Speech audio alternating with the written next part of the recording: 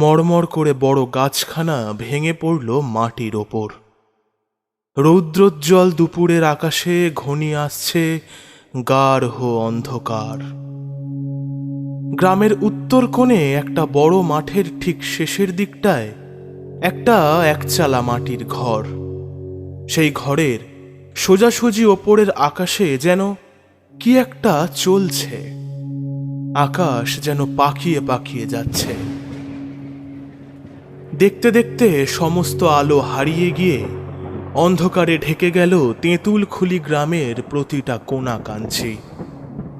অনেক দূর থেকে দেখে মনে হলো সেই মাটির ঘরের চাল ভেঙে একটা মানব দেহ যেন পাক খেতে খেতে ঝড়ের গতিতে ছিটকে উঠে গেল আকাশের দিকে। কিন্তু সবচেয়ে অদ্ভুত বিষয় সেটা হলো গ্রামের কোনো মানুষের চোখে কিন্তু এই ঘটনা ধরা অবধি পড়ল না। এমন ভর দুপুরবেলা চারিদিকে অন্ধকার নেমে আসাটাকেও তারা স্বাভাবিক প্রাকৃতিক বিষয় বলেই ধরে নিয়েছে। কারণ তারা জানত আজ পূর্ণগ্রাস সূর্যগ্রহণ হওয়ার কথা আছে। তাই গ্রহণ লাগার আগেই তারা তাদের দুপুরের খাওয়া সেরে জানলা কপাট আটকে ঘরের ভেতরেই গুটিসুটি দিয়ে বসে আছে। গ্রহণ না ছাড়া অবধি তারা কেউ বাইরে বেরোবে না। কিন্তু এদিকে যে এমন এক অঘটন ঘটে গেল তার এতটুকু আভাস তারা পেল না। সূর্যগ্রহণ সত্যি ছিল, কিন্তু সেটা আজ নয়, আজ থেকে 2 দিন পরে। পাড়া গাঁয়ের লোক দুপুরবেলা আঁধার নামছে দেখে ভেবে বসেছে আজই গ্রহণ লাগলো বুঝি। তখনকার সময়ে সবার ঘরে ঘরে পাজি পঞ্জিকার অত চল ছিল না। দুবেলা দুমুঠো ভাত জোটাতেই যেখানে মাথার ঘাম পায়ে ফেলতে হয়, সেখানে পঞ্জিকা কিনে রাখা নিতান্তই বাহালতি। পঞ্জিকা দেখলে তারা বুঝত যে গ্রহণের সঠিক সময় এখন নয়। গ্রামের কেবল একটা মানুষেরই এ বিষয়ে খটকা লেগেছিল। তার নাম ব্রহ্ম বাবা। এই সারা গ্রামের মধ্যে তিনি একমাত্র তুলনামূলক শিক্ষিত ব্যক্তি। জ্যোতিষ চর্চা, কৃষ্ণপক্ষ, শুক্লপক্ষ, অমাবস্যা, পূর্ণিমা, পাঁজি পঞ্জিকা নিয়ে ঘাটাঘাটি কেবল সেই করে থাকে।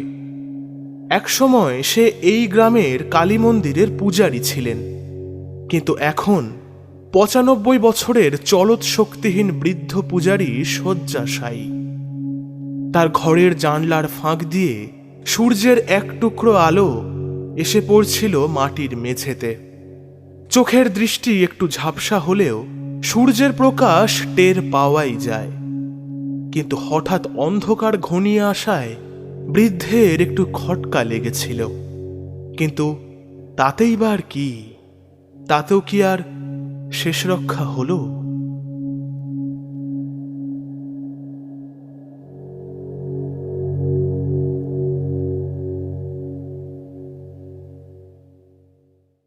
এই গল্পের সমস্ত চরিত্র ও ঘটনাবলী সম্পূর্ণ কাল্পনিক। বাস্তবের সাথে কোনো মিল থেকে থাকলে তা সম্পূর্ণ অনিচ্ছাকৃত ও কাকতালীয়। নমস্কার, গল্পম্যানে আপনাকে স্বাগত জানাই। আজ আপনি শুনছেন ডি চ্যাক্সের লেখা তান্ত্রিক দুর্গা শঙ্কর পণ্ডিতের গল্প স্তম্ভন গর্ভ। তবে আর কথা না বাড়িয়ে গল্পে ফিরে যাওয়া যাক। এই গল্পে শিবানীর কণ্ঠে আছেন গল্পম্যানের একজন নিয়মিত শ্রোতা সহেলি চক্রবর্তী, যার কণ্ঠ আপনি আগেও শুনেছেন পিশাচ সাধুর প্রলয় গল্পটিতে। গল্পম্যানের তরফ থেকে তার প্রতি রইল বিশেষ ধন্যবাদ। গল্পের লেখক, গল্প পাঠ, সমস্ত পরিকল্পনা, অডিও রূপান্তর, আবহ সৃজন, শব্দ প্রক্ষেপণ, সম্পাদনা, পরিচালনা ও পোস্টার ডিজাইনে আমি ডি চ্যাক্স। শুনছেন তান্ত্রিক দুর্গা শঙ্কর পণ্ডিতের গল্প স্তম্ভন গর্ভ।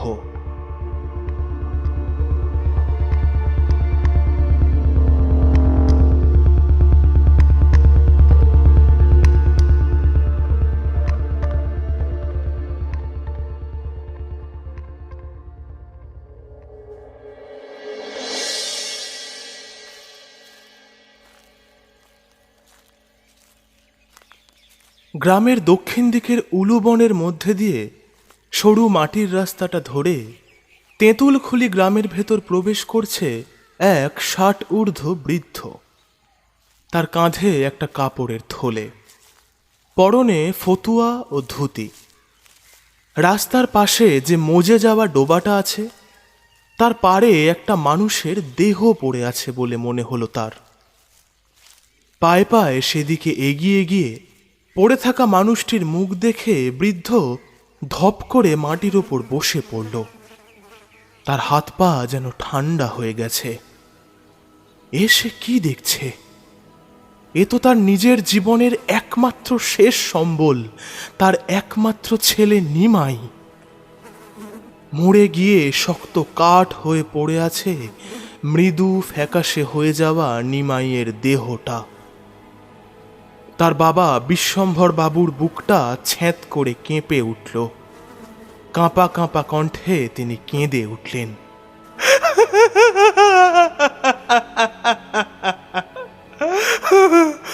ওরে নিমাই, ওরে নিমাই, বাবা আমার কেমন অবস্থা করলো তোর? মাত্র 2 দিনের জন্য বাড়ির বাইরে গেছিলাম, তার মধ্যে তুই এটা কি ঘটিয়ে বসলি রে? ওরে নিমাই, নিমাই বাবা আমার, মাত্র 2 দিনের জন্য বাড়ির বাইরে গেছিলাম, বুড়ো বাপটাকে ছেড়ে চলে গেলি। ওরে নিমাই বাবা। নিমাইয়ের দেহটা দেখে মনে হচ্ছে কেউ যেন তার দেহটাকে কাপড় নিংড়ানোর মতো মুচড়ে হত্যা করেছে। ঘাড়খানা মোটকে উল্টো দিকে ঘোরানো, হাত পা ও মেরুদণ্ডের জোড় ভেঙে খানিকটা গুটিয়ে রয়েছে দেহটা। ফাঁক হয়ে থাকা মুখের ভেতর থেকে জিভটা অনেকখানি বাইরে বেরিয়ে আছে। স্থির হয়ে থাকা চোখের দৃষ্টি মহা আতঙ্কে বিস্ফারিত। দেখলে মনে হয় যেন কোনো অতি ভয়ানক অলৌকিক শক্তি এই হত্যার সাথে ওতপ্রোতভাবে জড়িয়ে আছে। বিশ্বম্ভর বাবু কিছুতেই বুঝে উঠতে পারছেন না যে মা মরা ছেলেটার এমন অবস্থা কে করলো। বুড়ো বাপটাকে ছেড়ে চলে গেলি। ওরে নিমাই, নিজের একমাত্র ছেলের এমন অবস্থা দেখে 60 ঊর্ধ্ব বৃদ্ধ যেন দিক দিশা হারিয়ে ফেলেছেন। ওরে নিমাই, আজ থেকে 2 দিন আগে সে পাশের গ্রাম হিজলপাড়ায় একটা বিশেষ কাজে গেছিল।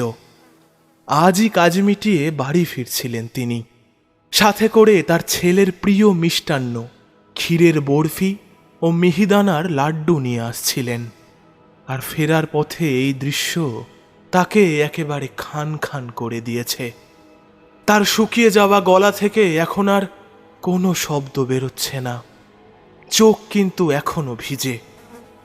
কাঁপতে থাকা হাতটা ছেলের শুকনো মুখে বুলিয়ে দিতে দিতে বুকটা যেন ফেটে যাচ্ছে তার। ভন ভন করতে থাকা মাছি নিমাইয়ের শরীরের এদিক ওদিক বসছে।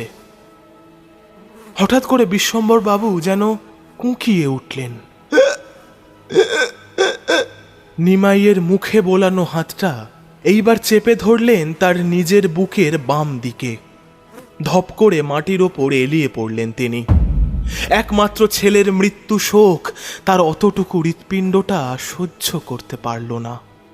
হৃদযন্ত্রের ক্রিয়া বন্ধ হয়ে বিশ্বম্ভর বাবুও ইহলোক ত্যাগ করলেন। পথের পাশে ডোবার ধারে পড়ে রইল বাপ ছেলের প্রাণহীন দেহ। ধীরে ধীরে 1-2 করে কয়েক হাজার পিঁপড়ে নিজেদের অভিযান চালাতে থাকল বিশ্বম্ভর বাবুর থলের ভেতরের মিষ্টান্নের উদ্দেশ্যে। পুত্র নিমাইয়ের জন্য আনা মিষ্টিগুলো পিঁপড়েরা নিজেদের মধ্যে ভাগ করে নিতে থাকল। মাথার উপর আকাশে তখন সত্যি সত্যি সূর্যগ্রহণ লাগছে। একটু একটু করে ক্ষণিকের অন্ধকারে ঢেকে যাচ্ছে পরিবেশ। কেউ কি জানতো এমন এক অঘটন এত সহজেই ঘটে যাবে? জীবন যে কতটা অপ্রত্যাশিত তা আবারও বুঝিয়ে দেওয়া হলো এমন একটি ঘটনা ঘটিয়ে। কিন্তু আসল সমস্যা তো শুরু হলো এইবার। তেঁতুলখুলি গ্রামের বহু পুরানো বাসিন্দারা আজও সেই ঘটনা মনে রেখেছে।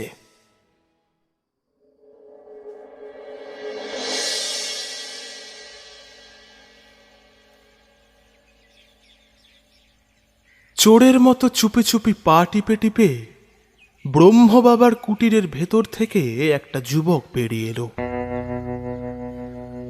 চোখে মুখে বুদ্ধির ছাপ।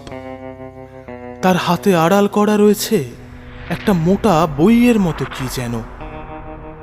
ধীরে ধীরে এগিয়ে গিয়ে সামনের মেঠো রাস্তা ধরে জোর পায়ে হাঁটা লাগালো সে। কাঁধের গামছা দিয়ে হাতের বইটা আড়াল করতে করতে নিমাইয়ের খুশি আর ধরছে না। অনেক চেষ্টার পর আজ কাজ হাসিল হয়েছে। সোজা হাঁটা লাগিয়ে এসে পৌঁছল পোড়া অশ্বত্থ তলায়। এই জায়গাটা একদম নির্জন থাকে। গাছের ঠিক তলাটায় বসে গামছার ভেতর থেকে বইটা বের করল সে। নিমাইয়ের চোখ এখন জলজল করছে। আজ তার জীবন সার্থক হতে চলেছে।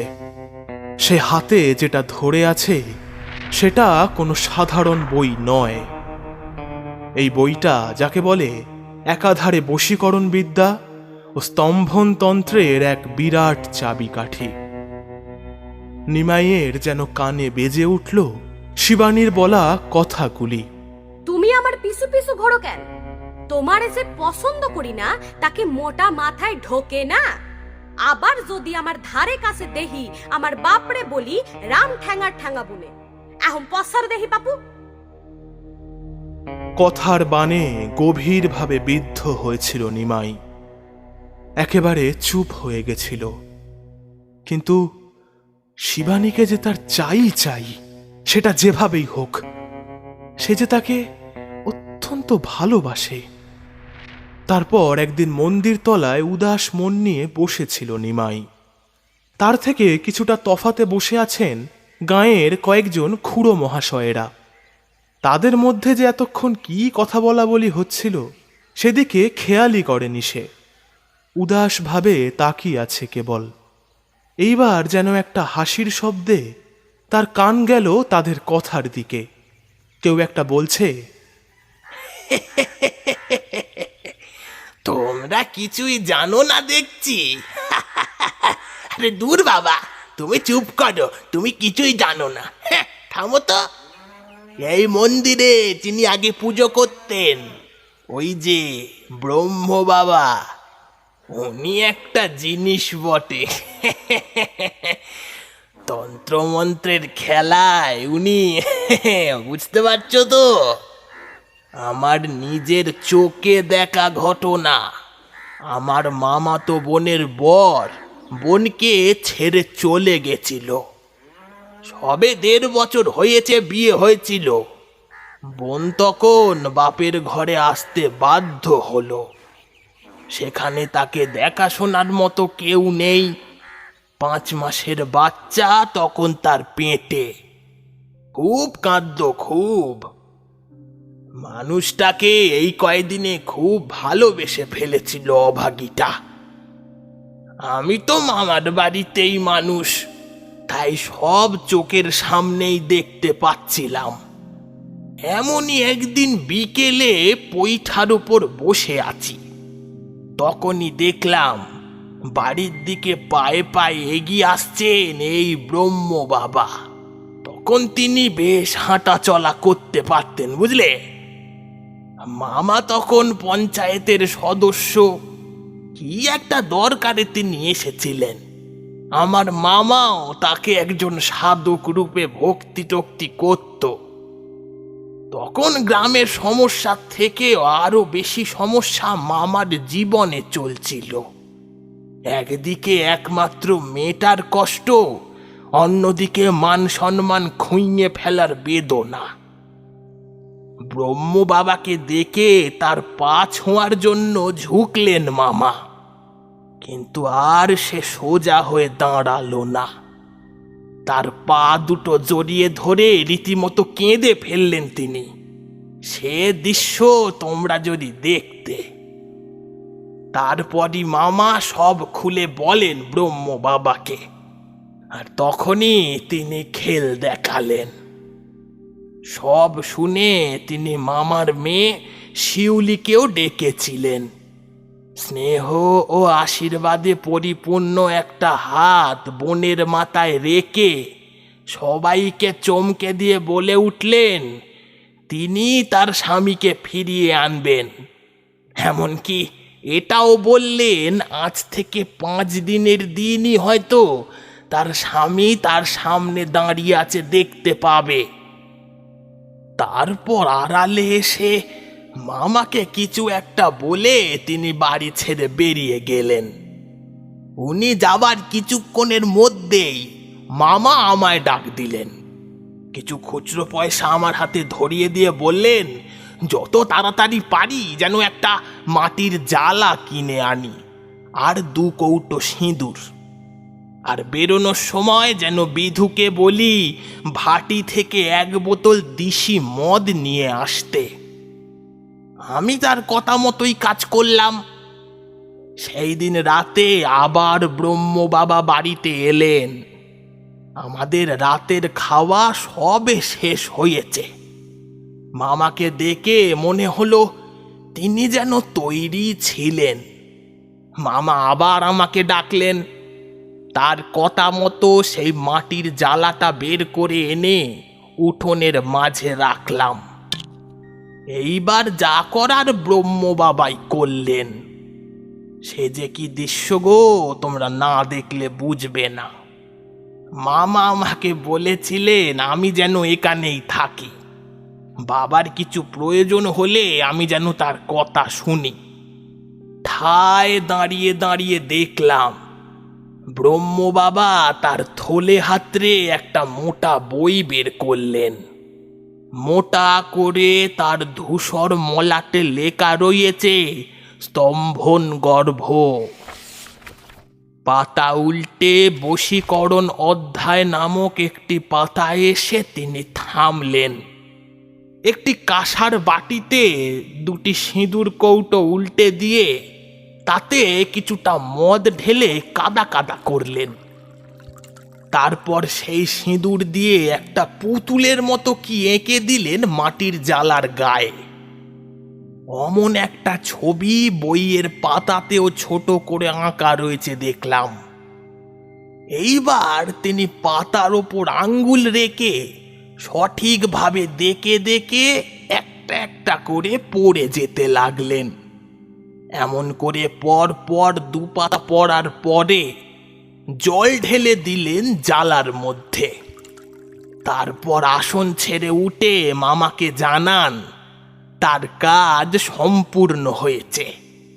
5 দিনের মাথায় যখন মেয়ের স্বামী ফিরে আসবে তখন মেয়েকে দিয়ে ওই জালাটা 3 আঘাতের মধ্যে যেন ভেঙে ফেলা হয়।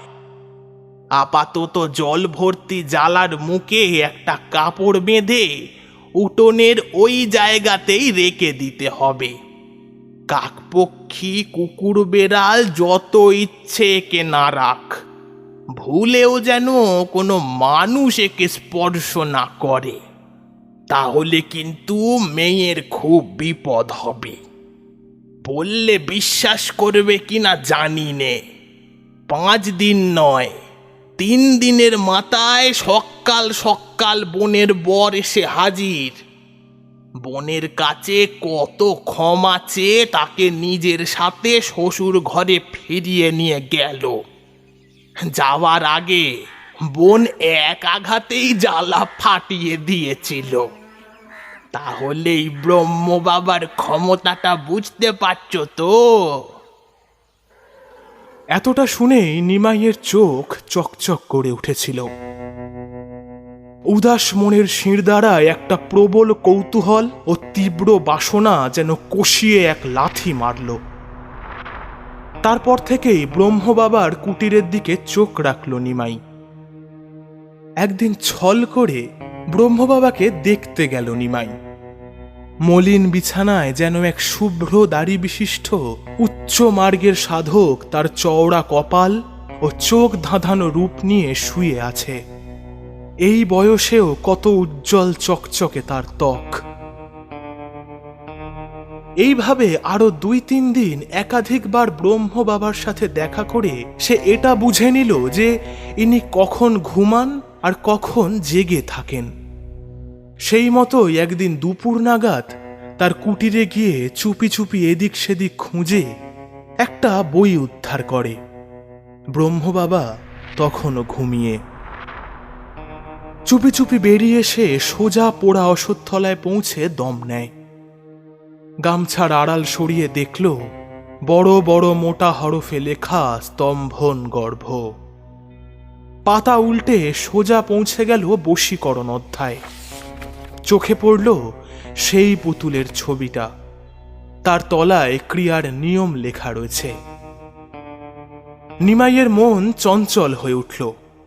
তার খেয়াল হলো আজ থেকে দিন 3 বাদেই তার বাবা 2 দিনের জন্য পাশের গ্রাম হিজল পাড়ায় যাবে। 2 দিন বাড়ি একদম ফাঁকা থাকবে।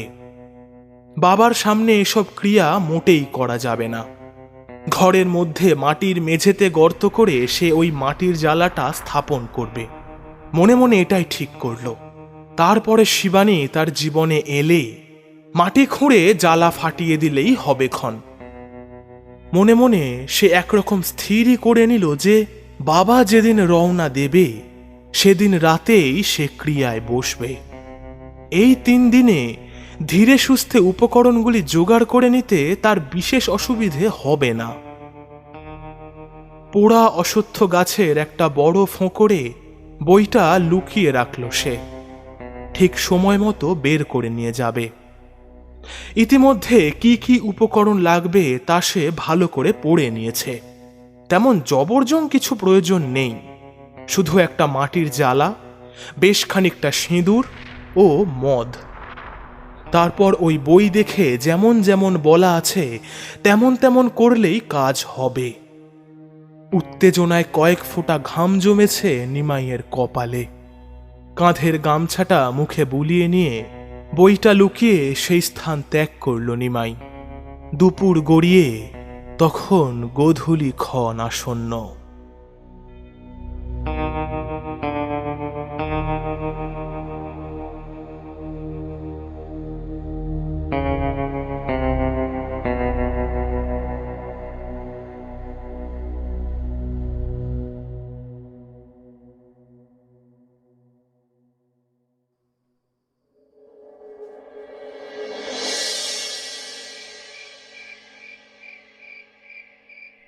শিবানী,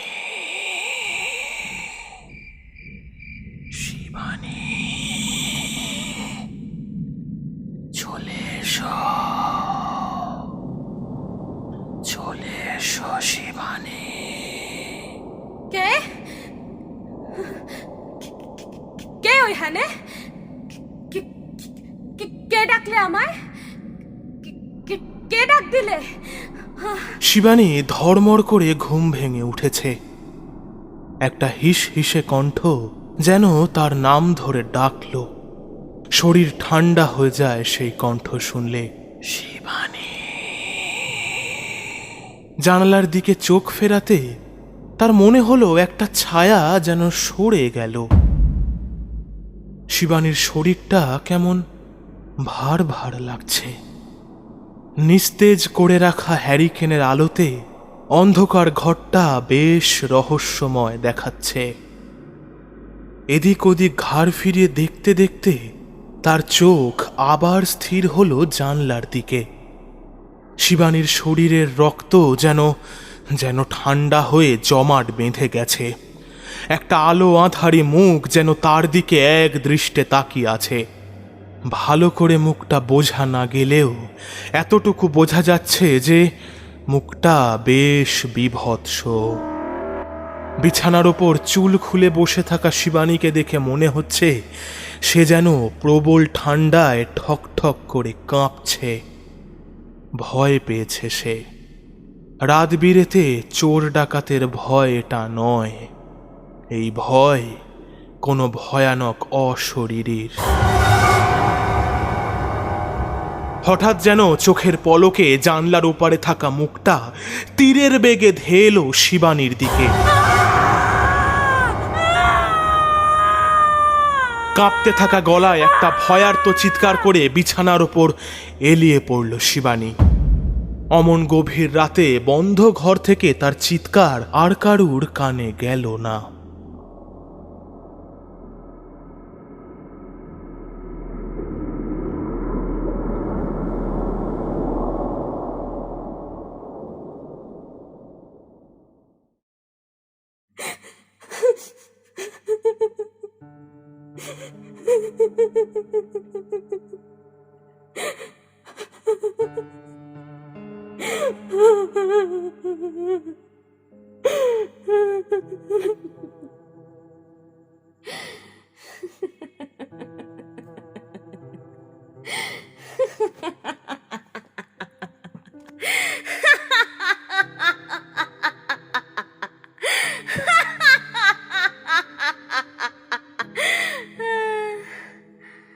আমি যাব তো, তোমাকে নিয়ে আমি অনেক দূরে চলে যাব। সেখানে আমাদের কেউ ধরতে পারবে না।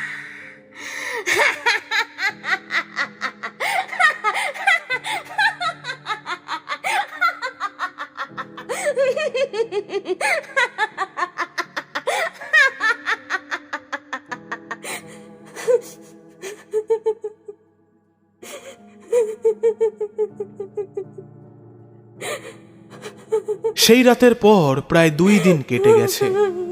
এই 2 দিনের মধ্যে 12 তিনেক আত্মহত্যার চেষ্টা করেছে শিবানী। দিনের বেশিরভাগ সময় ও এমন করে বিড়বিড় করে আর থেকে থেকে পাগলের মতো হেসে ওঠে। বারবার আত্মহত্যার চেষ্টা করায় বাড়ির লোক তাকে নজরে নজরে রেখেছে। শিবানীকে দেখলে এখন আর চেনার উপায় নেই। শ্যামবর্ণ সুন্দরী মেয়েটা যেন 2 দিনেই শুকিয়ে গেছে। চোখ গেছে গর্তে ঢুকে, হাত পা কেমন সরু সরু হয়ে যাচ্ছে ক্রমশ। খাওয়া দাওয়া করতে চায় না। সেই রাতের পর থেকে আর চুল বাঁধেনি সে। কোমর অবধি খোলা চুলে জট পড়েছে।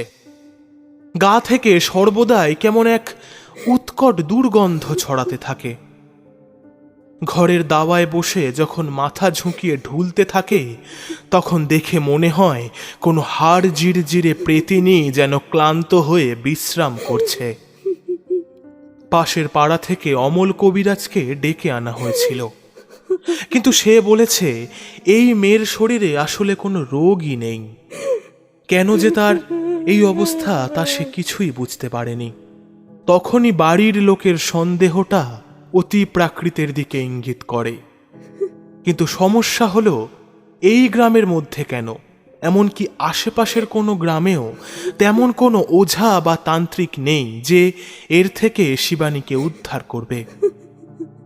থাকার মধ্যে একমাত্র ছিল ব্রহ্ম বাবা, তবে তিনিও সেই পাশের গ্রামে থাকেন, কিন্তু তিনি এখন শয্যাশায়ী। শিবানীর বাড়ির লোকেরা মেয়েকে এক প্রকার ঈশ্বরের হাতেই ছেড়ে দিয়েছেন। তার যা ইচ্ছে তাই হবে। তাদের দিক থেকে যতটা চেষ্টা করার তাতে কোনো ত্রুটি রাখছেন না তারা। কিন্তু শিবানীর গা থেকে বেরোনো দুর্গন্ধের কারণে তার কাছে ঘেঁষা দায় হয়ে উঠছে দিন দিন। আর এইদিকে মেয়েটা আরো আরো বিকট দর্শন হয়ে উঠছে। এর মধ্যেই ঘটে গেল এক সর্বনেশে ঘটনা। পাড়াগাঁ অঞ্চল হওয়ার কারণে সন্ধে হতে না হতেই সবাই ঘুমিয়ে পড়ে। সেদিনও তার ব্যতিক্রম হয়নি। সবার ঘুমিয়ে পড়ার সুযোগ নিয়ে শিবানী চুপি চুপি বিছানা ছেড়ে উঠল। অন্ধকার নামলে এখন আর শিবানীর চোখে ঘুম আসে না। ঘরের বাইরের দাওয়ার উপর চৌকি পেতে শুয়েছিল শিবানীর বাবা মোহন বাবু। যেদিন থেকে তার মেয়ে হুটহাট বাইরে চলে যেতে চাইছে, সেদিন থেকেই তাকে পাহারা দেওয়ার জন্য এইখানেই শোয়া শুরু করেন তিনি। নিঃশব্দে দরজার হুড়কো সরিয়ে পা টিপে টিপে ঘরের বাইরে বেরিয়ে এলো শিবানী। সারা বাড়িতে তার হাতের কাছ থেকে সমস্ত রকম ধারালো জিনিস, দড়ি, গামছা ইত্যাদি যে জিনিসগুলির দ্বারা আত্মহত্যা করা যায় তেমন সবকিছুই সরিয়ে রাখা হয়েছে। কখন কি করে বসে, এমনকি শিবানী আগে শাড়ি পরত, এখন তার বদলে তার পরনে হাঁটু অবধি একটা পাতলা জামা পরিয়ে রাখা হয়েছে কেবল। পায়ে পায়ে উঠোন পেরিয়ে সদর দরজা খুলে সে এগিয়ে চলল বাড়ির থেকে 50 হাতের মধ্যে যে বাঁধানো কুয়াটা আছে সেই দিকে। অনেক গভীর সেটা, একবার তাতে লাফিয়ে পড়তে পারলেই আর কারুর সাধ্যি নেই তাকে সেখান থেকে উদ্ধার করে। এই ভেবেই শিবানীর ভেতরে বসে থাকা নিমাইয়ের দুষ্টু প্রেত খুশি হয়ে উঠল। সে জীবিত থাকতে নিজের কাছে প্রতিজ্ঞা করেছিল যেমন ভাবেই হোক সে শিবানীকে তার নিজের করবেই। কি থেকে কি যে হয়ে গেল তার প্রাণটাই আর রইল না। কিন্তু অতৃপ্ততা যে তাকে খুঁড়ে খুঁড়ে খাচ্ছিল, আজ সে তৃপ্ত হবে। শিবানীকে হত্যা করে তার সাথে মিলেমিশে এক হয়ে যাবে সে। আর মাত্র কিছুক্ষণের অপেক্ষা। চাঁদের নিস্তেজ আলোয় চওড়া পাড় বাঁধানো কুয়াটা পরিষ্কার দেখতে পাচ্ছে সে। গ্রাম্য পরিবেশে আজ যেন কেমন একটা গা ভার করা বাতাস বইছে, তার মধ্যে মিশে যাচ্ছে শিবানীর শরীর থেকে বেরিয়ে আসা উৎকট গন্ধটি। কুয়াটা ঠিক মেঠো রাস্তার এক পাশে। পথচারীরা ক্লান্ত হলে কেউ কেউ এর থেকে জল পান করে থাকে, কিন্তু আজ যদি শিবানী এতে ঝাঁপিয়ে আত্মহত্যা করে তবে যে জল দূষিত হবে, তখন কি আর কেউ এই জল পান করতে পারবে? এসব কথা কিন্তু শিবানীর মাথায় মোটেও ঘুরছে না। ঘুরবেই বা কি করে, সে যে তার নিজের নিয়ন্ত্রণেই নেই। সে এখন কেবল একটা কাঠের পুতুলের মতো, যেভাবে সুতোয় টান পড়ছে সেভাবেই পুতুল নেচে চলেছে। পায়ে পায়ে সে এগিয়ে এসেছে কুয়ার একদম কাছে। পিছন ঘুরে অনতি দূরে একবার নিজের বাড়ির খোলা সদর দরজার দিকে দেখল সে। তার ঠোঁটের কোণে একটা ধূর্ত হাসি। কুয়াটা যে পথের পাশে অবস্থিত সেই পথ দিয়ে একটা লোক এইদিকেই হেঁটে আসছিল। গ্রামে হাট বসার আগের দিন অনেক সওদাগরই রাতের বেলা এসে জমি ধরে রাখে। কালই সেই হাটবার, তেমনই কোনো একটা কেউ বোধ হয়। লোকটির চোখ শিবানীর দিকে পড়েছে। শিবানীকে দেখে তার একটু খটকা লাগলো। মেয়েটা অমন করে কুয়োর দিকে তাকিয়ে আছে কেন? আশেপাশে তো কাউকেই চোখে পড়ছে না। এর মধ্যে ধীরে ধীরে শিবানী পা বাড়িয়ে কুয়ার চওড়া পাড়ের ওপর উঠে দাঁড়িয়েছে। এই দৃশ্য দেখে লোকটির আর কিছুই বুঝতে বাকি ছিল না। মেয়েটা যে কুয়োয় ঝাঁপিয়ে পড়তে যাচ্ছে। শিবানী ঝাঁপ দিতে যাবে, এমন সময় লোকটি কি এক উপায়ে হুশ করে কিছুটা দ্রুত এগিয়ে এসে তাকে পেছন থেকে চেপে ধরে টেনে নামিয়ে আনলো নিচে। শিবানী চিৎকার করে উঠল, কিন্তু কণ্ঠস্বর কোনো মেয়ে মানুষের নয়। সে চেঁচিয়ে বলতে থাকলো, ছেড়ে দে, ছেড়ে দে আমায়, ছেড়ে দে। কে চেপে ধরলি? কে কে চেপে ধরলি রে? খুন করে দেব, ছেড়ে দে। ততক্ষণে লোকটি বুঝতে পেরেছে এই মেয়ের শরীরে কোনো ভয়ানক আত্মা ঢুকে আছে। সেই এই রকম কর্ম করাচ্ছে তাকে দিয়ে। আর শিবানীর শরীর থেকে বেরোনো দুর্গন্ধের কারণেও অনেক কিছু পরিষ্কার হয়ে যাচ্ছে। পাকা চোখ লোকটার। তৎক্ষণাৎ সে তার কাঁধের থলে হাতড়ে কি একটা বের করে শিবানীর নাকে চেপে ধরলেন।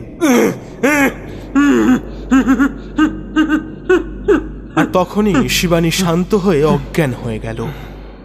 এইদিকে শিবানীর বাবা শৌচালয়ে যাবেন বলে ঘুম থেকে উঠে দেখেন শিবানীর ঘরের ও বাড়ির সদর দরজা হাঁ করে খোলা। হন্তদন্ত হয়ে তিনি বাড়ির বাইরে বেরিয়ে এসে এদিক ওদিক তাকাতে তার চোখ যায় অনতি দূরে কুয়াটার দিকে। তিনি দেখেন কেউ একটা মাটির ওপর ঝুঁকে বসে কি করছে যেন। সেদিকে এগিয়ে যেতে দেখলেন মাটিতে পড়ে আছে তার মেয়ে শিবানী এবং তার মাথায় হাত বুলিয়ে দিচ্ছে একটা অপরিচিত লোক। তাকে এই গাঁয়ে আগে কখনো দেখা যায়নি। তিনি কাঁপা কাঁপা গলায় লোকটিকে জিজ্ঞেস করলেন, আপনি আপনি কে? আপনারে যে ঠিক চিনলাম না। পণ্ডিত, তান্ত্রিক দুর্গা শঙ্কর পণ্ডিত। এই মেয়েটার অবস্থা তো মোটেই ভালো দেখছি নে। এ কি আপনারই মেয়ে? মোহনবাবু মাথা নেড়ে হ্যাঁ বললেন। তিনি তান্ত্রিক শব্দটা শুনে একটু থমকে গেছেন যেন। যে তল্লাটে একটা ছোটখাটো ওঝা অবধি নেই, সেখানে এই তান্ত্রিকটি কে যে তার মেয়েকে এমনভাবে শান্ত করে রেখে মাথায় হাত বুলিয়ে দিচ্ছেন? বলি কি করে সব বাঁধালো মেয়েটা? আজ আমি না দেখলে তো আর ফিরেই পেতেন না মেয়েকে। শরীরের যা অবস্থা হয়েছে। হ্যাঁ, আপাতত চলুন, আপনার বাড়িতে গিয়ে মেয়েটাকে শুইয়ে দিই। কাল সকালের আগে ও চোখ খুলবে না। চলুন দেখি।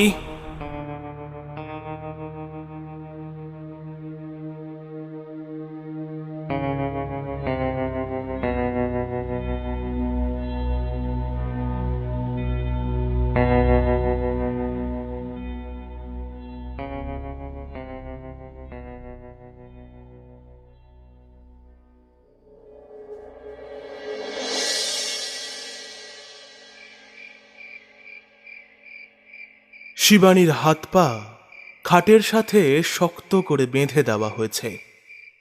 তার মাথার কাছে একটা কাঁসার বাটিতে খানিকটা আতপ চাল ও গোটা দুয়েক হরিতকি রাখা। পায়ের কাছে বসে আছেন তান্ত্রিক দুর্গা শঙ্কর পণ্ডিত। শিবানীর দু পায়ের বুড়ো আঙ্গুলে মাখিয়ে দিচ্ছেন সরিষার তেল ও থেঁতলানো জবা পাতার রস। শিবানী অজ্ঞান থাকতে থাকতে এই কাজটা সেরে ফেলতে হবে। জ্ঞান ফিরলে আবার দাপাদাপি শুরু করবে সে। তার বাবা মোহনবাবুকে জিজ্ঞেস করে কি করে এমন অবস্থা হলো কিছুই জানতে পারেনি দুর্গাশঙ্কর। সেই বিষয়টা নিয়ে একটু দোলা চলে আছে সে। আজ রাতটা না কাটলে সঠিকভাবে কিছু করে উঠতে পারছে না দুর্গাশঙ্কর। কে এই প্রেত? অপঘাতে যে মরেছে সে নিয়ে কোনো সন্দেহ নেই, কিন্তু সাধারণ কোনো অপঘাতের শিকার এ নয়, সেটা অনেক আগেই বুঝেছে সে। যতক্ষণ না দুর্গাশঙ্কর অনুমতি দিচ্ছে শিবানীর ঘরে কারুর প্রবেশ করা বারণ। তার বারবার মনে হচ্ছে শিবানীর শরীরের রক্তটা যদি একবার দেখা যেত তাহলে বেশ ভালো হতো। মোহনবাবুর থেকে একটা সরু সূঁচ চেয়ে নিয়ে সেটাকে আগুনে একটু তেতে নিলেন। তারপর খুব সাবধানে শিবানীর বাম হাতের বুড়ো আঙ্গুলে ফুটিয়ে দিতেই দুর্গাশঙ্কর ভীষণ অবাক হল। এতটুকুও রক্ত সেখান থেকে বেরোলো না। দুর্গাশঙ্করের মুখ চোখের ভাব আবার প্রমাণ করে দিল যে হোঁচট কেবল হাঁটতে গেলেই লাগে না। সূচটা আরো খানিকটা গভীরে চাপ দিতে খুব অল্প রক্ত বেরোলো। কিন্তু এটাকে কি রক্ত বলা যায়? কেমন যেন জলের মতো হলদেটে রঙের তরল। দুর্গাশঙ্করের একটা ধারণা এইবার স্পষ্ট হল। সে বুঝল শিবানীর মধ্যে যে প্রেত বাসা বেঁধে রয়েছে তার মৃত্যুটা সাধারণ কোনো অপঘাতের চেয়ে অনেক জটিল কিছু। শরীরের রক্ত শুষে নিচ্ছে এই প্রেত। হাতের পাতা পায়ের তলা অত্যন্ত ফ্যাকাশে হয়ে গেছে তার। আরও একটা জিনিস লক্ষ্য করল দুর্গাশঙ্কর, তা হল শিবানীর শরীরের তাপমাত্রা। কখনো গরম আগুন হচ্ছে, কখনো আবার ঠান্ডা বরফ। নিজের থলে হাতড়ে এক মুঠো গুঁড়ো মতো কি বের করে শিবানী যে খাটে শুয়ে আছে তার চারিপাশ দিয়ে মেঝের ওপর সেই গুঁড়ো ছড়িয়ে একটা বৃত্তাকার গণ্ডি কেটে দিল দুর্গাশঙ্কর। ব্যাস, আপাতত এতটুকুই। এইবার বাকিটা নির্ভর করছে শিবানীর জ্ঞান ফেরার পর। পরপর 3টে দিন দেখতে দেখতে কেটে গেল। নিমাইয়ের বাবা সঠিক সময় মতোই হিজলপাড়া গ্রামের উদ্দেশ্যে রওনা দিলেন। ঠিক এই দিনটার জন্যই অপেক্ষা করেছিল নিমাই। বাবা বেরিয়ে যাওয়ার কিছু সময়ের মধ্যেই শাবল দিয়ে ঘরের মেঝের মাটি খুঁড়তে শুরু করল সে। প্রায় 2 হাত গভীর হলো সেই গর্ত। সিঁদুর আর মাটির জ্বালা জোগাড় করাই ছিল। এইবার সে রওনা দিল মদ আনার জন্য। স্তম্ভন গর্ভ বইটিতে বলা আছে এই ক্রিয়ার ক্ষেত্রে মদই হলো সবচেয়ে প্রয়োজনীয় জিনিস। সিঁদুরের সাথে মদ মিশিয়ে মাটির জ্বালার গায়ে যে পুতুলটি আঁকতে হবে সেটি হলো যার ওপর বশীকরণ প্রয়োগ করা হবে তার প্রতিকৃতির মতো। অঙ্কিত পুতুলের সমস্তটায় মিশে থাকবে ঝাঁঝালো মদ। মদের নেশা যেমন মানুষকে বেপরোয়া, জেদি, বাস্তব জ্ঞানহীন করে তোলে, সেইভাবেই সব ভুলে শিবানী ছুটে আসবে নিমাইয়ের কাছে, সে যত দূরেই থাকুক। ক্রিয়া সম্পূর্ণ হলে সে আর নিজেকে আটকে রাখতেই পারবে না। তন্ত্রমন্ত্রের ক্ষমতা অন্যরকম, আর সেই তন্ত্রেরই নিম্নমানের অতি ভয়ানক ক্রিয়া হল বশীকরণ। সাথে সাথে আছে মারণ, উচাটন, নর্মকরবী ও ব্যাঘ্র অলাতি ক্রিয়া। এই 5টি ক্রিয়া তন্ত্রের যে বিদ্যার অধীনে পড়ে তাকেই বলে স্তম্ভন গর্ভ। এসব প্রাচীন বিদ্যের উল্লেখ এখন আর বড় একটা মেলে না। এ যে একজন অপারদর্শী সাধকের কাছে কত ভয়ানক ও সর্বনাশী সেটা যদি নিমাই জানত তবে বোধহয় এই ভুল করত না সে। নিমাই বার জানবে কি করে? ওর তো কোনো গুরুই নেই। আর স্তম্ভন গর্ভে সঠিকভাবে পারদর্শী হতেই প্রায় বেশ কয়েক বছর লেগে যায়। অনেক ছোট ছোট ধাপ পেরিয়ে তারপর সাধক এই বিদ্যা শেখার জন্য গুরুর অনুমতি পায়। ঠিক যেমন 4র্থ শ্রেণী অবধি পৌঁছতে প্রথম, দ্বিতীয় ও তৃতীয় শ্রেণী পেরোতে হয়, ঠিক তেমন সঠিক জ্ঞানের অভাবে এই ক্রিয়া করতে গেলেই চরম ভুল হওয়ার সম্ভাবনা খুব সহজেই তৈরি হয়। আর একটু কিছু ভুল হলেই এই বিদ্যার দেবী ভীষণভাবে কুপিত হন। আর তিনি কুপিত হলেই সাধকের ওপর নেমে আসে ভয়ঙ্কর সর্বনাশ। সাধক আসন ত্যাগ করতে বিফল হয়। সারা রাত আসনে বন্দি করে রাখার পর পরদিন সকালে সূর্য যখন মধ্য গগনে থাকে তখন হঠাৎই পরিবেশের বুকে নেমে আসে গাঢ় অন্ধকার। সূর্য ঢেকে যায় পুরু মেঘের আড়ালে, আর সেই মেঘের ওপরই অবস্থান করে কুপিত দেবীর সংহারক শক্তি, যা সাধককে আসন থেকে ঠেলে তুলে হাওয়ায় উড়িয়ে নিয়ে আসে মেঘের পরদের ওপরে। নৃশংসভাবে তাকে হত্যা করার পর আবার ফিরিয়ে দেয় বসুন্ধরার বুকে। বুকের কাছে বালিশ জড়িয়ে ধরে শিবানী এক মনে ভেবে যাচ্ছিল নিমাইকে বলা সেদিনের কথাগুলো। শিবানীর ঠোঁটের কোণে মুচকি হাসি লেগে আছে। তার মুখে অমন ঝাঁঝালো কথা শুনে ছেলেটা একদম কুঁকড়ে গেছিল। আহারে, অমন করে না বললেই পারত বোধ হয়। প্রায় 1 মাস ধরে ছেলেটা ওর পেছন পেছন ঘুরছে।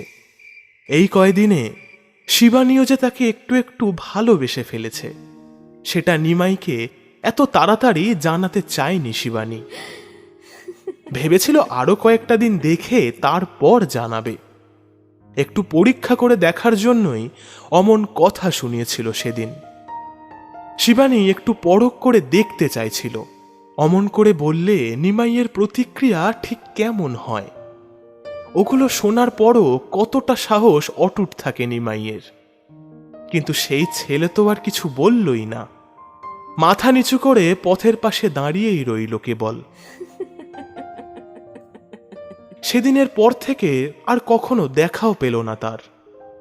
শিবানী তার আশেপাশে নিমাইকে দেখতে পেলে মনে মনে একটু খুশিই হতো, কিন্তু মুখে কিছুই প্রকাশ করত না।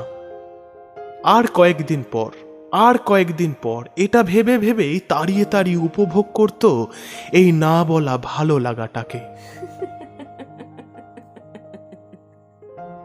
কিন্তু শিবানীর এই মৌনতাই যে আর কিছুদিন পর এমন সর্বনাশে পরিণত হবে, সেটার এতটুকু আঁচ সে পায়নি। সেই রাতে ধীরে ধীরে ঘুমে মগ্ন হল শিবানী, আর নিমাই মগ্ন হল স্তম্ভন গর্ভ পুস্তকের বশীকরণ অধ্যায়ে। রাত গভীর হওয়ার সাথে সাথেই সে আঠার মতো আটকে যেতে থাকলো বসে থাকা আসনে। তার অঙ্গ প্রত্যঙ্গ আর নড়াচড়া করছে না। তার কণ্ঠ যেন বুজে যাচ্ছে ধীরে ধীরে। পার্থিব জ্ঞান হারিয়ে কাঠের পুতুলের মতো শক্ত এখন তার দেহ। গর্তের মধ্যে বসিয়ে রাখা মাটির জ্বালাটা মাঝে মাঝে যেন মৃদু কেঁপে উঠছে। লাল সিঁদুরে আঁকা পুতুলটা যেন রং বদলে ক্রমশ ছাই রঙে পরিণত হচ্ছে। শিবানীর কথা ভাবতে ভাবতে এক মনে পুস্তকের মন্ত্র পাঠ করে যাচ্ছিল নিমাই। কিন্তু বেশ কিছুক্ষণ হলো সে একদম চুপ হয়ে গেছে। কারণ অনিয়ম করে যখনই মন্ত্রের দ্বিতীয় চরণ পেরিয়েছে, তখনই পরিবর্তন হতে থেকেছে পরিস্থিতির। মূর্খের মতো কিছু না জেনে তন্ত্র মন্ত্রের কঠিন ক্রিয়ায় বসা যে সাধকের জন্য কত বড় অভিশাপ ও সর্বনাশ ডেকে আনতে পারে, তা যদি নিমাই একবার বুঝত, তবে বোধহয় আর। দপদপ করতে থাকা প্রদীপটা হঠাৎ করে নিভে গেল। হায় রে অভাগা, সঠিকভাবে না জেনে এ তুই কি করে বসলি?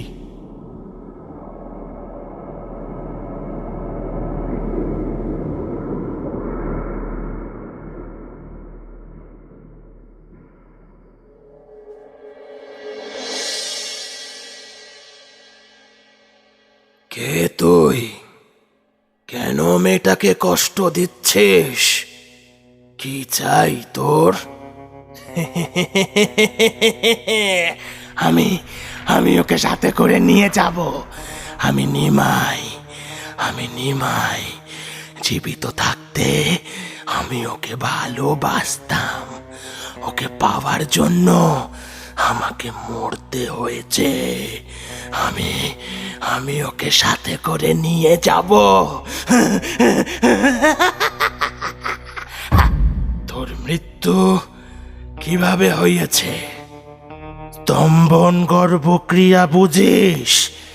তা করতে গিয়েই দেবীকে কুপিত করে ফেলেছি। ঘাড় মুচড়ে শাস্তি দিয়েছে আমায়। যাকে পাওয়ার জন্য এত কিছু করলাম, মরে গিয়ে তাকে ভুলে যাব ভেবেছিস? যতদিন না শিবানীকে পাচ্ছি, আমি তৃপ্ত হব না আমি তৃপ্ত। যতই চেষ্টা করিস, আমি ওকে নিয়ে যাবই। আচ্ছা, তাই বুঝি? আমিও দেখি তান্ত্রিক দুর্গা শঙ্কর পণ্ডিত থাকতে তুই কি করে ওকে ছিনিয়ে নিয়ে যেতে পারিস। এখনো সময় আছে, ভালোয় ভালোয় ওর দেহ ত্যাগ কর, নয়তো ফল ভালো হবে না, এই বলে রাখলাম।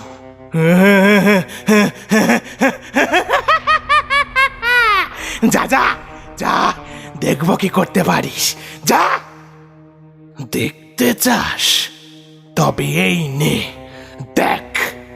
শিবানীর মাথার কাছে যেখানে কাঁসার বাটিতে হরিতকি ও আতপ চাল ছিল, সেখান থেকে এক মুঠো চাল নিয়ে দুর্গাশঙ্কর ছুঁড়ে দিল শিবানীর দিকে। সঙ্গে সঙ্গে চিৎকার করে উঠল নিমাইয়ের প্রেত। জ্বলে গেল, জ্বলে গেল, জ্বলে গেল, জ্বলে গেল।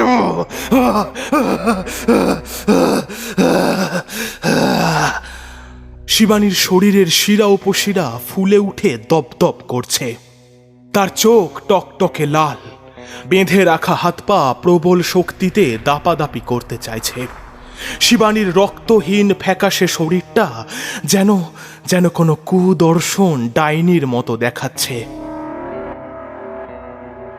ওরে নির্বোধ, তুই যে ক্রিয়া করতে গিয়ে শাস্তি পেয়ে মরেছিস, তাতে তুই কণ্টক পীড়া প্রেত যোনিভুক্ত হয়েছিস রে। এই যোনি ভোগ করার সময় যত দুষ্ট কর্ম করবি, ততই তোর মুক্তি আরো আরো বিলম্ব হতে থাকবে। পরবর্তী 3 জন্ম নর্দমার কীট হয়ে ভোগ করতে হবে তোকে। এখনো সময় আছে, যদি এই যোনি থেকে মুক্তি চাস, এই মুহূর্তে শিবানীর শরীর ত্যাগ কর, নয়তো মৃত্যুর পরেও তোকে অনেক দুর্ভোগ সহ্য করতে হবে।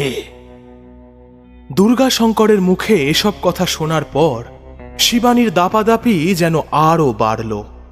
নিমাই গড়গড় করতে করতে বলল, আমায় আমায় কিছুতেই শিবানীর থেকে আলাদা করতে পারবি না।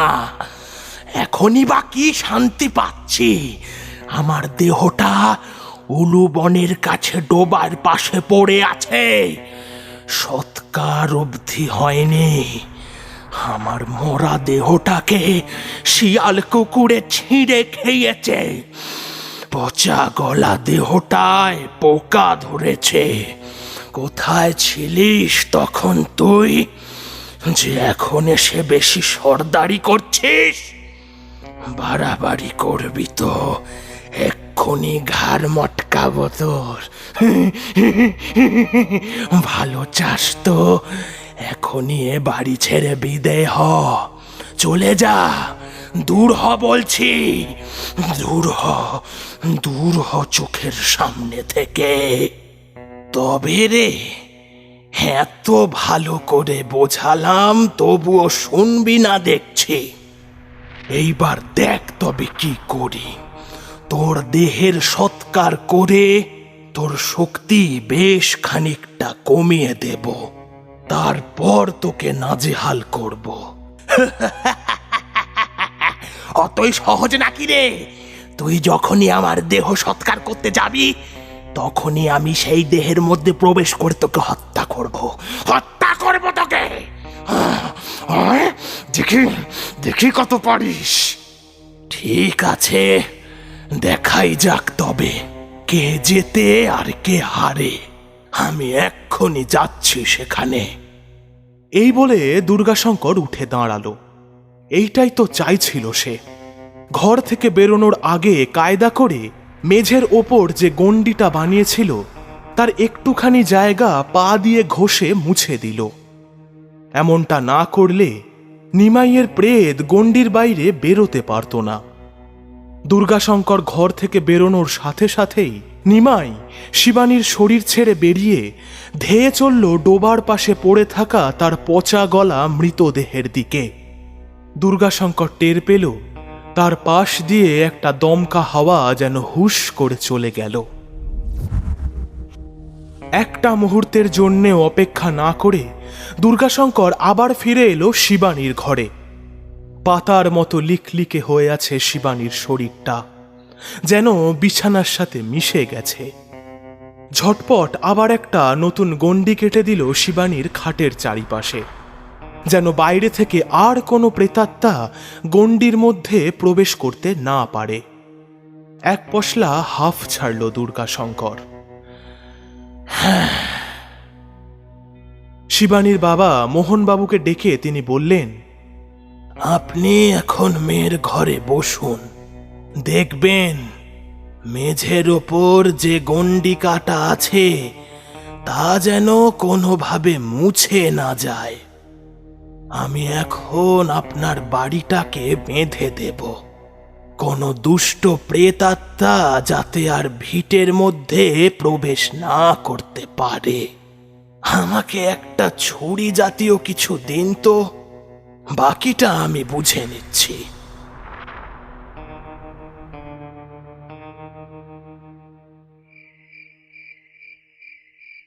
বাড়ি বাঁধা হলে পর দুর্গাশঙ্কর বাড়ির দাওয়ায় বসে একটু জিরিয়ে নিচ্ছিল।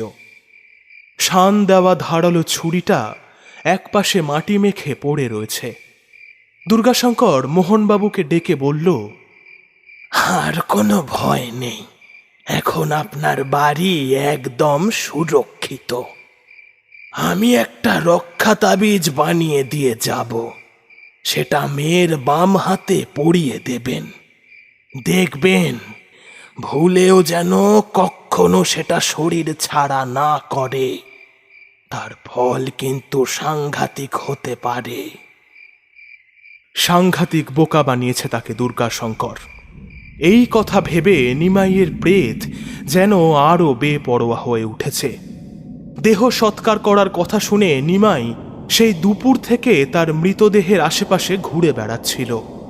কাউকে এদিকে আসতে দেখলেই তার ঘাড় মটকাবে ঠিক করেছিল। কিন্তু সারাদিন পেরিয়ে এখন রাত হতে চলল, কোনো জনমানুষের পাত্তা অবধি নেই। খুব চালাকি করেছে ওই বেটা দুর্গাশঙ্কর।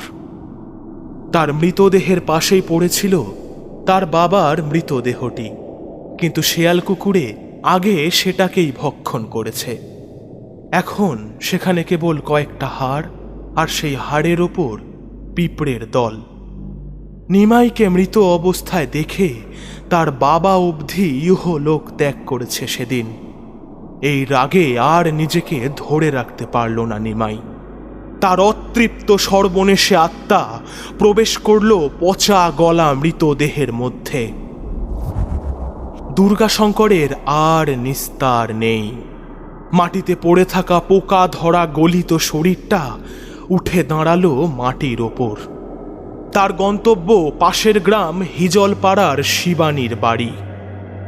আগে ওই দুর্গাশঙ্করকে হত্যা করবে, তারপর আবার দেহ পরিবর্তন করে শিবানীর মধ্যে প্রবেশ করবে নিমাই।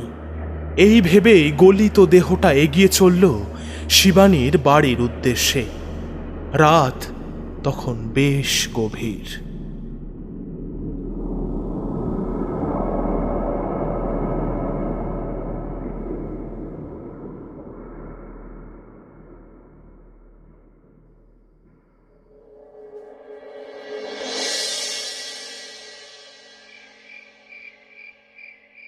বাড়ির দাওয়ার ওপর একটা চৌকিতে মোহনবাবু ও দুর্গাশঙ্কর পাশাপাশি শুয়ে আছেন।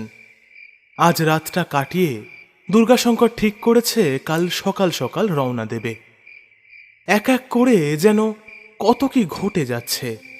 সেই পিশাচ সাধু মুকুন্দকে দিয়ে শুরু হয়েছে, তারপর রতন, কালাসাত্রী রঘুনাথ, হাঁকিনির জালে পড়া শিবুনাথ, জাগ্রত মহাকালের লীলা, ও এখন এই স্তম্ভন গর্ভের প্রেত নিমাই। দুর্গাশঙ্কর তার নিজের লক্ষ্যে পৌঁছনোর আগে যেন পথের কাঁটার মতো কিছু না কিছু বাধা এসেই যাচ্ছে, আর সেই সব বাধা একটা একটা করে পেরোতে পেরোতে সে তার নির্দিষ্ট লক্ষ্যের দিকে এগিয়ে চলেছে। অনেকটা সময় পেরিয়ে গেল পথে পথেই। আরও যে কত বাকি তা কেবল ঈশ্বরই জানেন। শুয়ে শুয়ে এই সবই ভাবছিল দুর্গাশঙ্কর। হঠাৎ একটা উৎকট গা গোলানো গন্ধ তার নাকে এসে ধাক্কা দিল যেন। অন্নপ্রাশনের ভাত উঠে আসে সেই গন্ধে।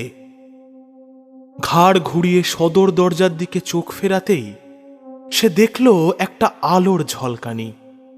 ঠিক পাথরে পাথরে ঘষা লেগে যেমন আগুনের ফুলকি ছিটকে উঠেই আবার নিভে যায়, তেমন আলো। দুর্গাশঙ্কর শরীর শক্ত করে উঠে বসল। মোহনবাবুকে আর ডেকে কাজ নেই, খামোখা ভয় পেয়ে যেতে পারেন। দুর্গাশঙ্কর বুঝেছে কোনো একটা মহা অপবিত্র আত্মা বাড়ির ভেতরে ঢোকার চেষ্টা করছে, আর যতবার রক্ষাগণ্ডি পেরোতে যাচ্ছে ততবার বাধাপ্রাপ্ত হচ্ছে, আর সেই কারণে আগুনের ফুলকি জ্বলে উঠছে। মেঝেতে রাখা তার কাপড়ের থলেটা কাঁধে চাপিয়ে উঠোনে নেমে এলো দুর্গাশঙ্কর। পায়ে পায়ে এগিয়ে গেল সদর দরজার দিকে। এইবার তার কানে এলো একটা শব্দ। সে দেখল যতবার আগুনের ফুলকি জ্বলে উঠছে ততবারই একটা চাপা গোঙানি শোনা যাচ্ছে দরজার বাইরে থেকে। দুর্গাশঙ্কর মনে মনে দেহবন্ধক মন্ত্র আওড়ালো। দুর্গন্ধটা যেন আরো তীব্র হয়ে উঠেছে। তারপর সদর দরজা খুলতেই দুর্গাশঙ্করের চোখ আটকে গেল সেই বিকট দৃশ্য দেখে। সেই দৃশ্য সাধারণ মানুষ দেখলে তাদের শিরদাঁড়া দিয়ে বয়ে যাওয়া হিমস্রোত তাদের জানান দিত, আর একটা মুহূর্তের জন্যেও এখানে দাঁড়িয়ে না থেকে এখান থেকে যত দূর সম্ভব পালিয়ে যাও, পালিয়ে যাও। একটা পচা গলা, হাড় বের করা, বিভৎস ফ্যাকাশে শরীর দুর্গাশঙ্করের মুখোমুখি দাঁড়িয়ে আছে। তার গলার কাছের অর্ধেক অংশের মাংস কোনো পশু ছিঁড়ে নিয়েছে।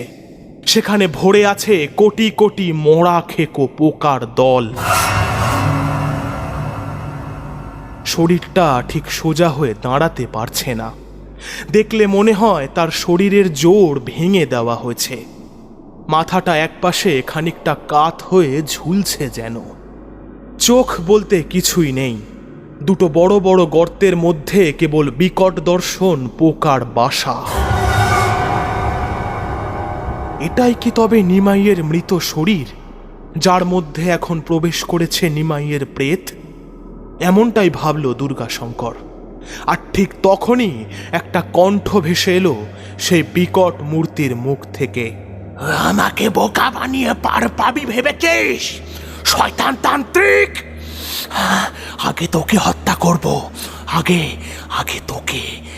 তোকেই হত্যা করব, তারপর শিবানীকে সবার চোখের সামনে দিয়ে কেড়ে নিয়ে যাব। ক্ষমতা থাকলে গণ্ডির বাইরে বেরিয়ে আয়, তারপর দেখি তোর দৌড় কত। আয় বলছি, আয়। ভেবেছিলাম তোকে ভালোয় ভালোয় ছেড়ে দেব, কিন্তু তুই সেই ধাঁতেরই নোস।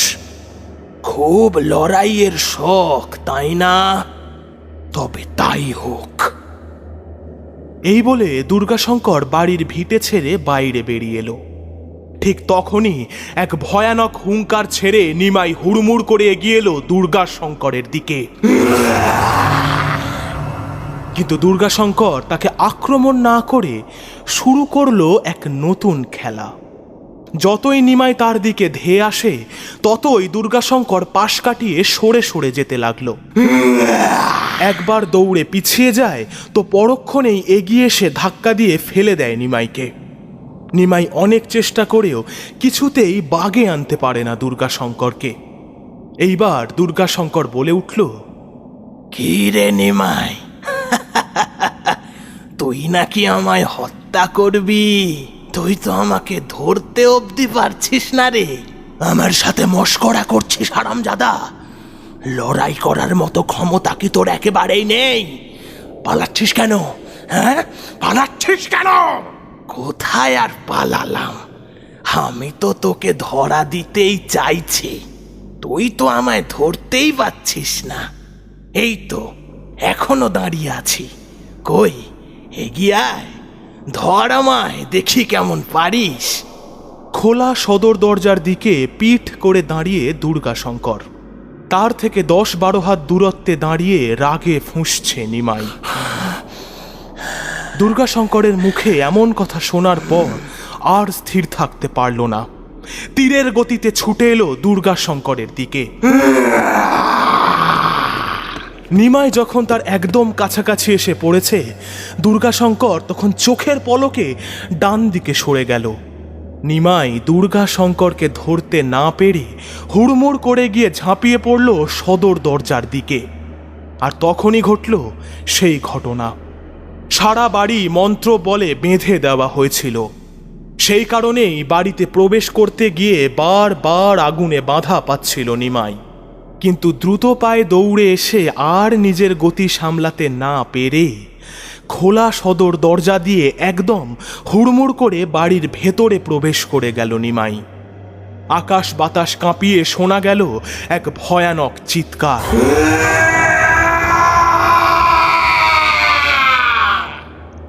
অদৃশ্য হয়ে গেল নিমাইয়ের পচা গলা দেহটা।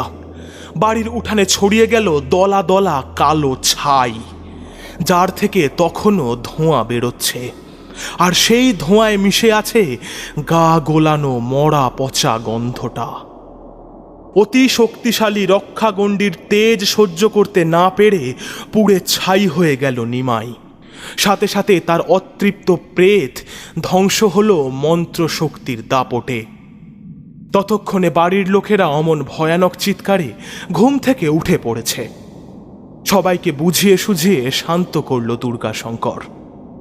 উঠোনে পড়ে থাকা নিমাইয়ের ধ্বংসাবশেষ ছাই কাঁচিয়ে একটা বেতের ঝুড়িতে জড়ো করে বাড়ির চৌহদ্দির বাইরে মাটিতে পুঁতে দেওয়া হলো। সব কাজ সারতে সারতে রাত পেরিয়ে পূর্ব আকাশ ফর্সা হয়ে আসতে লাগলো। সবাই ভেবেছিল এখানেই ভালোয় ভালোয় সব মিটল বুঝি। কিন্তু একটা বড় অঘটন তখনও সবার অলক্ষিতে ঘনীভূত হচ্ছিল। সেইটার হদিশ তখনও কেউ পায়নি, এমনকি দুর্গাশঙ্করও না। এত ক্রিয়া, এত তন্ত্রমন্ত্র, এই রক্ষাগণ্ডি, শিবানীর হাতে বেঁধে দেওয়া সেই তাবিজ, কোনো কিছুই সেই অঘটনকে ঠেকাতে পারেনি। কথায় বলে না, যার জন্য যেমন হিসেব বরাদ্দ তার বাইরে এক চুলো এদিক ওদিক হয় না। এই ক্ষেত্রেও ঠিক তেমনটাই ঘটেছিল বোধহয়। তাই শেষ রক্ষা আর হলো না।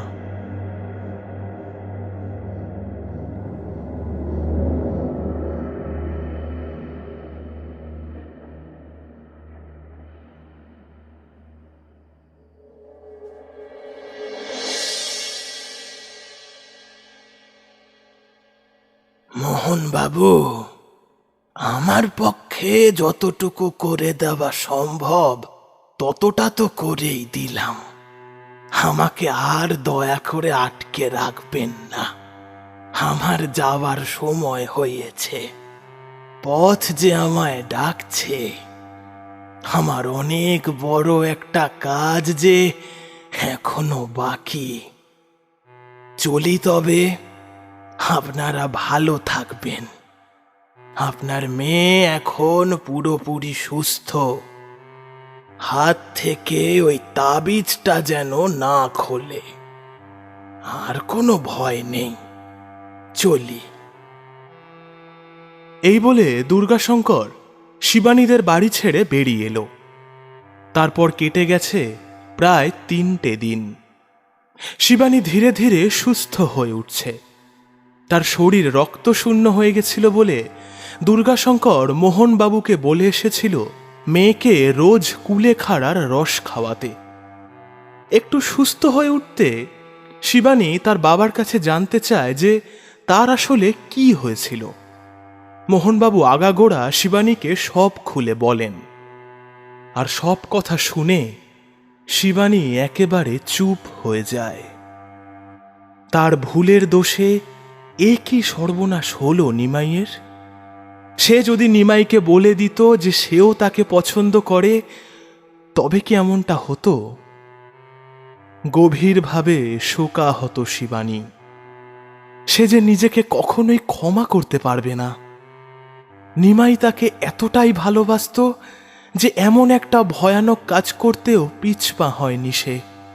এর চেয়ে বড় সাহসের পরিচয় কি আর কিছু হতে পারত?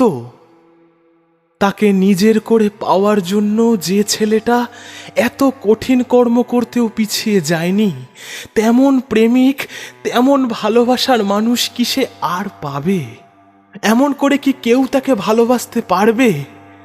তাকে ভালোবেসে ছেলেটা আজ মৃত্যু অবধি বরণ করেছে, আর সে কিনা আরাম করে পায়ের উপর পা তুলে সেবা শুশ্রূষা নিচ্ছে। একটা সময়ে শিবানী নিমাইয়ের পরীক্ষা নিয়েছিল, আর সেই সাহসের পরীক্ষায় নিমাই নিজেকে প্রমাণ করে গেছে। কিন্তু আজ যে শিবানীর সামনে এক অনেক বড় পরীক্ষা এসে হাজির হয়েছে, এই মুহূর্তে কি সে হাত পা গুটিয়ে বসে থেকে তার থেকে পালিয়ে যাবে? কি করে নিজের মুখোমুখি হবে শিবানী? কি করে?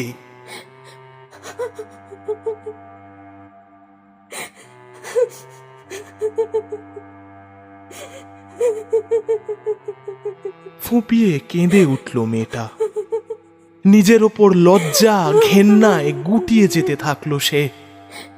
অনুতাপ এমন জিনিস যা ভেতরে ভেতরে একটা মানুষকে শেষ করে দিতে পারে, তেমনটাই করছিল।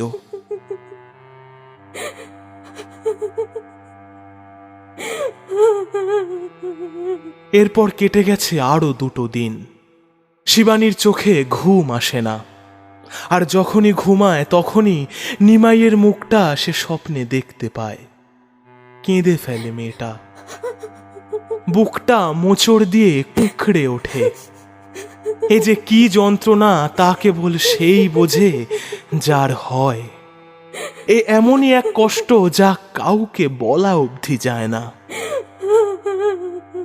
সেদিন রাতে ঘুমিয়ে শিবানী স্বপ্নে দেখল নিমাই তার পায়ের কাছে বসে তার ভালোবাসা ভিক্ষা চাইছে, আর শিবানীর চোখ বেয়ে গড়িয়ে পড়ছে অশ্রুধারা। ঘুম যখন ভাঙল তখন তার চোখ ভিজে গেছে, আর পারল না নিজেকে ধরে রাখতে। তখন গভীর রাত। এটা তার কাছে কেবল কষ্টই নয়, সাংঘাতিক এক ভুল, পীড়া ও আত্ম উপলব্ধির মিশ্রণ। বিছানা ছেড়ে নেমে হ্যারিকেন হাতে হনহন করে হেঁটে গেল ঘরের বাইরে। বারান্দার এক কোণে দুর্গাশঙ্করের রেখে যাওয়া সেই মাটি মাখা ধারালো ছুরিটা এখনো পড়ে আছে। সেটাই হাতে তুলে চোখ বুজে বসিয়ে দিল নিজের বুকের বাম দিকে। মুখ থেকে বেরিয়ে এলো ব্যথা মাখানো শব্দ। বারান্দার দেওয়ালে ঠেস দিয়ে বসে পড়ল শিবানী। ঝরঝর করে রক্ত বেরিয়ে তার পরনের কাপড়খানা ভিজে গেল একেবারে। তবে এই ব্যথাটা কষ্টের চেয়েও ঢের বেশি আরাম দিচ্ছে শিবানীকে। তার ঠোঁটের কোণে একটা তৃপ্তির হাসি। এখন অবধি বাড়ির কেউ জানেনি যে সে এমন একটা কাণ্ড করে বসেছে। শিবানী ভাবছে না জানলেই ভালো, জানতে পারলে হয়তো তাকে আবার বাঁচানোর চেষ্টা করবে। কিন্তু সে যে বাঁচতেই চায় না। মরণের পরে নিমাইয়ের সাথে মিলেমিশে এক হয়ে যেতে চায় সে। কাল সকালে যখন তার বাড়ির লোক তাকে এই অবস্থায় আবিষ্কার করবে, ততক্ষণে সে ইহলোক ত্যাগ করে অনেক আগেই চলে গেছে। কথাটা ভেবে শিবানী এই মরণ মুহূর্তেও খুশি হয়ে উঠল। একেই কি বলে হাসি মুখে মৃত্যুবরণ করা। সময় এগিয়ে চলতে থাকল। রাত আরো গভীর হল। শিবানীর প্রাণ পাখি খাঁচা ছেড়ে উড়ে গেছে অনেকক্ষণ আগেই। যেটা রয়ে গেছে সেটা হলো ছোড়া বিদ্ধ শিবানীর নিথর দেহটার ঠোঁটের কোণে এক চিলতে হাসি।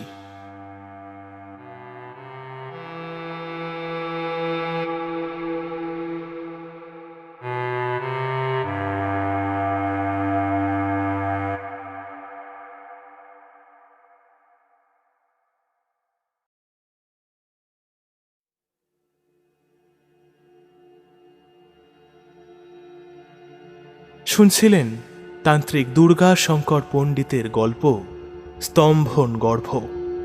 সম্পূর্ণ গল্পটি কেমন লাগলো তা নিশ্চয়ই কমেন্ট করে জানাবেন। আমাদের ফেসবুক পেজ গল্পম্যান ফলো করতে ভুলবেন না।